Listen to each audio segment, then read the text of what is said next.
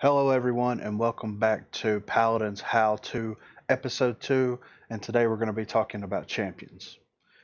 So, before you jump into a match, I suggest that everyone come to this screen, see what champions that they have available, go ahead and set one or two of them up, and then jump into a match and see how they perform. As you can see, we have a couple of champions here that are already unlocked. The ones with the circles beside them, the refresh symbol, those are the champions that are on rotation. Once a week, they change the rotation up, and you will get one of each of the classes that will be available to play. You can spend gold whenever you click on a champion that you don't have unlocked. You can see down here it says unlock Barrick, and it's either 100 crystals or 15,000 gold to unlock him. You gain gold by playing matches and completing quests and challenges and things like that. You can also buy the champion pack, which is a one-time purchase, and you unlock all the current and future champions, and that costs $9.90 US. And it refunds any gold that you may have spent on buying other champions. So we're going to go over the roles real quick. First, we have damage. Under damage, we have two different character types. We have either direct shot or blaster. So direct shot means that whatever weapon that they shoot, it can hit one person and one person only. Each bullet hits one person. Blasters such as Drogos and Willow and Bomb King, they do area damage. Whenever you click on a champion such as Victor, you can see right here that his assault rifle does direct damage. If you click on, let's say, Drogos, as you can see here, beside rocket launcher, it says area damage. So they do two different types of damage. So the main role for damages are they pretty much play backline and midline, and their objective is to pour as much damage into front lines as possible, try to secure kills, and push the enemy out of position. You try to get into a better position than they do, and you either try to capitalize on kills or you put them in a position where they're at low health, where if you have a flank on your team or your front line themselves can capitalize on their low health and possibly get a kill out of it. Next, we have flank. Flank, same thing, two damage types. You either have direct damage or blaster. Flanks are a little bit more higher risk, higher reward type of gameplay. Lower HP, but they do more damage. They have a lot of escape abilities and ways to keep from being damaged. Like, for example, Androxus has his reversal thing. Whenever he pulls that up, he absorbs enemy shots into it and then sends it back to him. He also has a dash to help him get out of sticky situations. Each one of the flanks has some way of escaping, and they also have some way to negate as much damage as humanly possible. Next, we have frontline. The frontline role is to secure the objective and to make as much space between your team and the enemy team as possible. So whenever you go up forward, naturally the enemy is going to fall back because you're going to be able to absorb so much damage, and hopefully you have a good healer that can keep you alive and help you sustain that damage. They're one of the most important classes. I would consider them the second most important class in the game. Just because their ability to create space and to capitalize on what your damages and flanks are trying to do. The last class we have is support. Support, in my opinion, is the most important class in the game. As a support, you have to manage your team's health.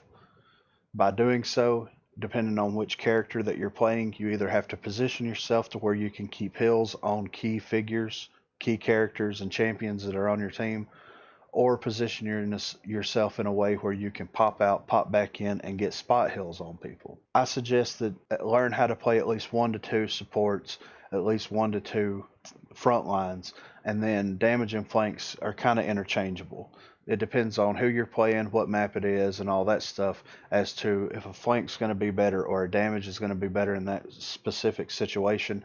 But you always need a support. You always need a front line, in my opinion, especially in Siege. So I suggest that everybody, if possible, learn how to play at least 2 supports and learn how to play at least 2 front lines. That way, you're not letting your team down by not going one of the 2. Each time that you pick a champion, it always opens with this page, the abilities, and it goes through the list of their abilities that they have and how they work and what the cooldowns on them are.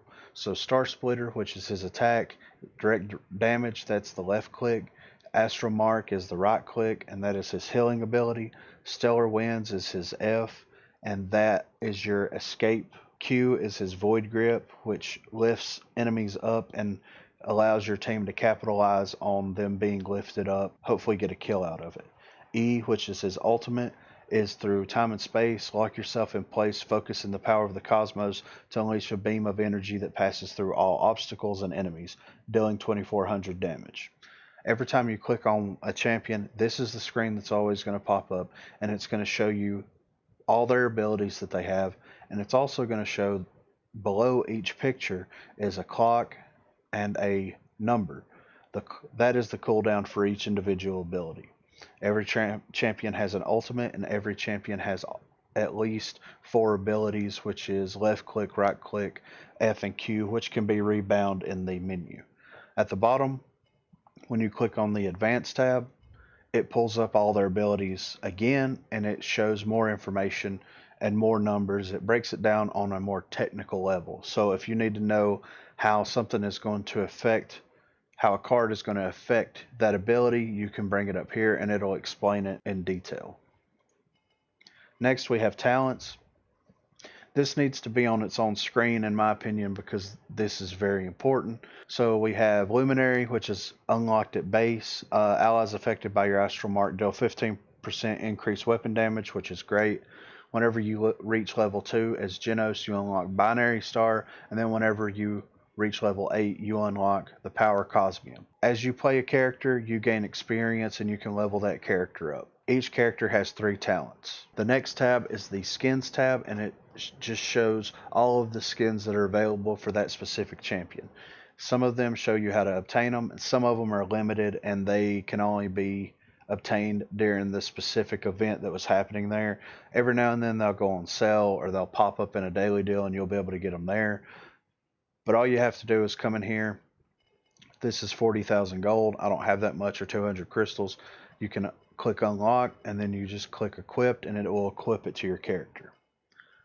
Next tab is weapon. It's the same thing as skins. Each character has different weapon skins. Next we have emotes. This is where you go in and you equip your emotes.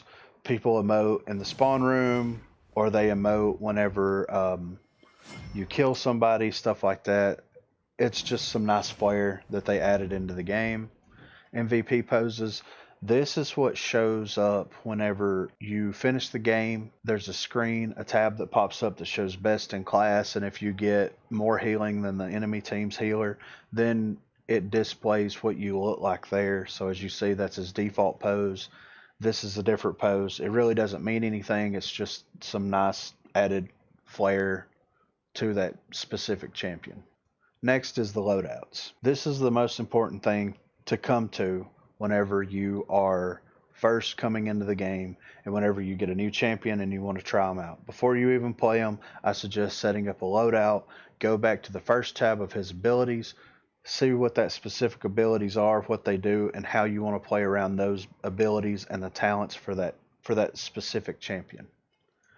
To set up a loadout, all you do is click right here on create new loadout. Once you open that, you have 5 card slots here. You click on one, and as you can see, it's sectioned off into kind of a 4-way pattern here. You have Void Grip at the top, and you have 4 cards that correspond with that. Stellar Wind is on the right. You have 4 cards that correspond with that. Astral Mark is on the bottom left, 4 cards, and then Armor/Weapons, which is kind of just general cards, are on the bottom right. It's always going to be on the bottom right, and the different abilities for that specific champion are going to be positioned however they are. I wish that beside each ability there was a cooldown timer there, just so you knew what the base cooldown was. For example, let's set up a healing loadout. So Astral Mark is your healing ability. Let's say that we want to make that as short as possible, right? You don't know what the base cooldown for it is whenever you use it. So in order to check, you're going to have to back out, go back to abilities. It's an 8-second cooldown. Come back, create a new loadout. So we got this at 0.5.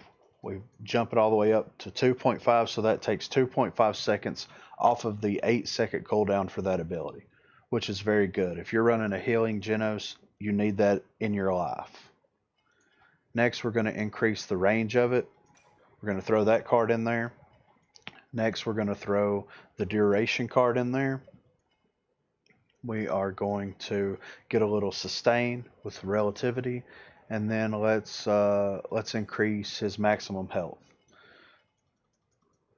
So as you can see, I've got 5 cards selected. At the bottom, you have a bar right here that has these green dots or these green bars that are lit up. And beside it, you see 5 out of 15. Loadouts must contain 15 points. Below each loadout, you have a plus and a minus, and you can apply these points in whatever way you see fit, whatever works for your play style. You work around how you play and how the champion plays. So if we want to go max healing, we're going to bump this up to a 5. And that takes us from a 5 to a 9 on our points. Let's increase the range by 3. 11 out of 15. Let's increase the duration by 1 second. That's a level 2 card. So we've got 12 out of 15.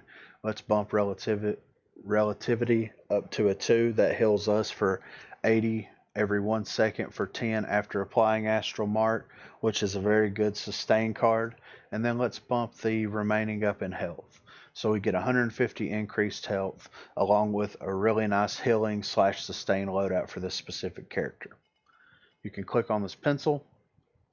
You can change this to heal, sustain. You've got the name changed of it, and then you can click here to save and exit. Whenever you open the loadout, you can click clear all. It clears everything out for you. Press cancel, and it'll take you back to the loadout screen, or you can click import. So we're going to search by friends on the import loadout tab. As you can see, MK has a couple of loadouts for Genos here, and you see heal mid-range. This is one loadout she has for him. Long range heal, and then a sustain loadout that she has. Let's say that I want to pull in the mid-range heals here, and let's just import this. And there you go, heals mid-range. You can save and exit, and as you can see, you just pulled from your friends list their loadout. If you're playing with somebody, or if you play against somebody that has a really interesting loadout and you want to try it out, send them a friend request. I've done this several times. I'll message someone and say, hey man, I'm going to send you a friend request. I want to pull this pip loadout that you have. What's the name of the loadout? And 9 times out of 10, they'll be friendly and be like, okay, man, that's cool. The name of the loadout is called Flank or Damage or whatever. And then you just go here, click on their name, and you have access to all of their loadouts that they have for that specific character, which is great. It's a great way to try different ways of playing the champions. On the last tab, we have the progression. The paragraph here is basically the backstory for the specific champion that you're checking into. It gives a little backstory, it gives a little information about them and why they're doing what they're doing. At the bottom, we have level 0 because we haven't played with him much. The next level, you're going to need 20,000 XP, and the next reward that you unlocked is Binary Star.